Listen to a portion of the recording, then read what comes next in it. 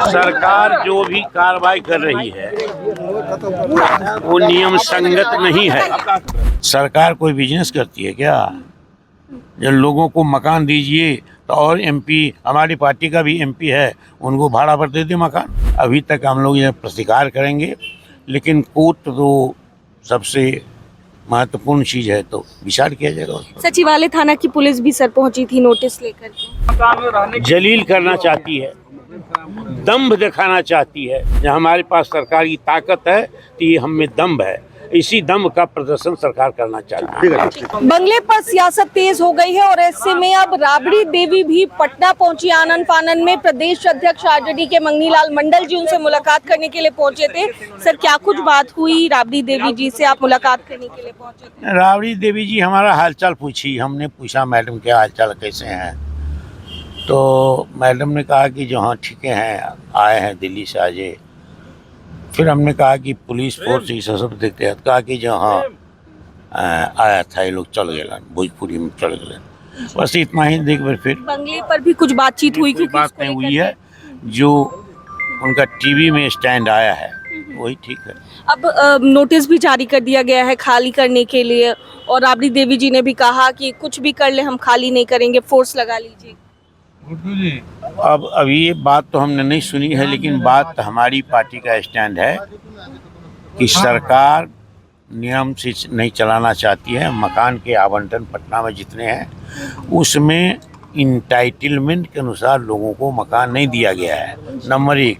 Number 2, Rabri जी इस मकान में 2005 में आई तो ये मकान उन्हें मांगा नहीं था, पिटीशन नहीं दिया था। उस समय की जो सरकार थी एनडीए की बन गई थी, नीतीश कुमार जी की अध्यक्षता थी नेतृत्व में, तो नीतीश कुमार जी की सरकार ने अलॉट किया था यह मकान। तो इतने दिन हो गए, फासला हो गया, करीब 25 बरस हो गया, 26 बरस वहाँ जा रहा है, तो इतने दिनों में आपने क्यों नहीं ईयर मार्क किया? आज भी ईयर मार्क पर नहीं बात करते हैं, यहाँ से हटाने की बात करते हैं। आज जो ईयर मार्क है स्पीकर का मकान, उसमें ये स्पीकर नहीं रह करके दूसरे बड़े मकान में रह रहे हैं, वहाँ नहीं कहते हैं। जो एमपी लोग हैं दिल्ली में बड़ा मकान ले लिया, यहाँ भी बड़ा मकान लिया। कई लोगों ने इस पर लॉजिक भी दिया एनडीए के नेताओं ने कि वो उस चीज का रेंट पे करते हैं, इस वजह से वो वहाँ पर रहते हैं। सरकार कोई बिजनेस करती है क्या? जब लोगों को मकान दीजिए तो और एमपी, हमारी पार्टी का भी एमपी है, उनको भाड़ा पर दे दे मकान। सरकार क्यों? जब दिल्ली में मकान नहीं हो तब न भाड़ा पर मकान। और रूल है सरकार का कि लगातार आजन्म आप किसी को भी, चाहे दिल्ली में मंत्री ही हो जाए, तो उसको आप भाड़े पर मार्केट रेट पर या जिस पर हो आप मकान आवंटित कर सकते हैं। बहुत मर्सी हो तो 2, 3, 4, 6 महीना।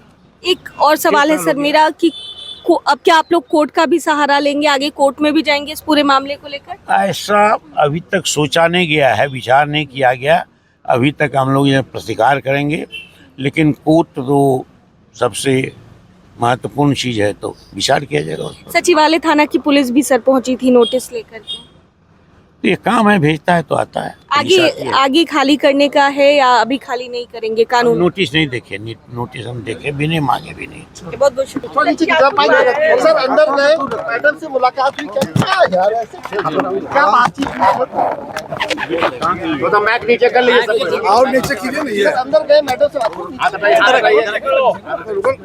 सरकार जो भी कार्रवाई कर रही है वो नियम संगत नहीं है, वो नियम संगत नहीं है, नियमानुकूल नहीं है। सरकार जोर जबरदस्ती करना चाहती है, तो जोर जबरदस्ती करने का मतलब है कि हमको कहती है प्रतिकार करो, तो हम प्रतिकार करने के लिए तैयार हैं। क्योंकि बहुत सारे एमपी हैं, दिल्ली में मकान ले लिया है, यहाँ बड़ा बड़ा बंगला रखे हुए हैं, तो बड़ा बड़ा बंगला नियमानुकूल नहीं है, नियम संगत नहीं है, और एमपी को यहाँ मकान नहीं मिलता है। कई लोग ऐसे हैं जो 2-2 मकान रखे हुए हैं, कई लोग ऐसे हैं जो इसके पात्र नहीं हैं, तो उनके नाम से भी मकान आवंटित है। तो उसके लिए भी सक्षम स्तर है, जाएगा मामला सक्षम स्तर में भी। तो सरकार के सही लोगों का मकान करलांकित है, वो भी तो नहीं है उसमें। स्पीकर का बंगला अलग है, स्पीकर अपने मिनिस्टर फ्लैट में है कि बंगला में है, तो ये सब भी तो गलत हो रहा है ना। तो जो मकान 2005 से नीतीश कुमार ने अलॉट किया था राबड़ी देवी जी के नाम से, इस प्रदेश की मुख्यमंत्री रही हैं, इंटाइटल है बड़े मकान की। दूसरा इंटाइटलमेंट इनका है कि वो नेता प्रतिपक्ष 2005 से रही हैं, तो उस समय से आपने क्यों नहीं ईयरमार्क किया? आज मिनिस्टर को तो ईयरमार्क मकान होता नहीं है, तो मिनिस्टर का उसको मकान लेकर के जो विधान परिषद का सभापति था उसके नाम से मकान आवंटित था, वहाँ भी है, यहाँ भी है, और कई लोग हैं, कई एमपी हैं। तो प्रतिकार होगा, इसके नियम के खिलाफ सरकार की कार्रवाई होगी। सर आप जोर जबरदस्ती कहा तो प्रतिकार करेंगे। कोर्ट भी जाएंगे क्या सर इसके खिलाफ? कोर्ट जाएंगे आप? कोर्ट से कौन वंचित है? आवश्यकता पड़ेगी तो विचार करेंगे। सर अभी एक डीएसपी आई थी और एक अधिकारी भी आए थे, क्या बहुत सारा पुलिस बल भी आया था, बल भी लाया गया था, क्या कुछ बात हुई है? मैडम से मिले हैं, सिर्फ पूछा है कि हालचाल कब आए, नहीं आए हैं, यही सब जानकारी उनको हुई है। और उन्होंने कहा जो गलत सरकार उनके साथ मजिस्ट्रेट भी आया था। हाँ, तो कहा, उन्होंने कह दिया जो परेशान करने का तरीका है, क्या देखते हैं, किस तरीके से आप लोग इसे देखते कहा। मैंने जो अपमानित करना चाहता है सरकार, इसी मकान में रहने जलील करना चाहती है, दम्भ दिखाना चाहती है। जहाँ हमारे पास सरकार की ताकत है तो ये हम में दम्भ है, इसी दम्भ का प्रदर्शन सरकार करना चाहती है। तुम्हारे साथ मंगनी लाल मंडल प्रदेश अध्यक्ष आरजेडी के, और क्या कुछ कहते नजर आए हैं जिस तरीके से नोटिस जारी किया गया है और बंगला खाली करने को लेकर के लगातार सियासत तेज हो गई है। तो अब आज सचिवालय थाना की पुलिस भी पहुंची थी राबड़ी आवास, जिसके बाद अब मंगनी लाल मंडल भी राबड़ी देवी से मुलाकात करने पहुंचे, और मुलाकात करके निकलते हुए मंगनी लाल मंडल क्या कुछ कहते नजर आए आप सुन रहे थे। कैमरा पर्सन बबलू के साथ मैं दक्षा प्रिया, दर्श न्यूज़ पटना।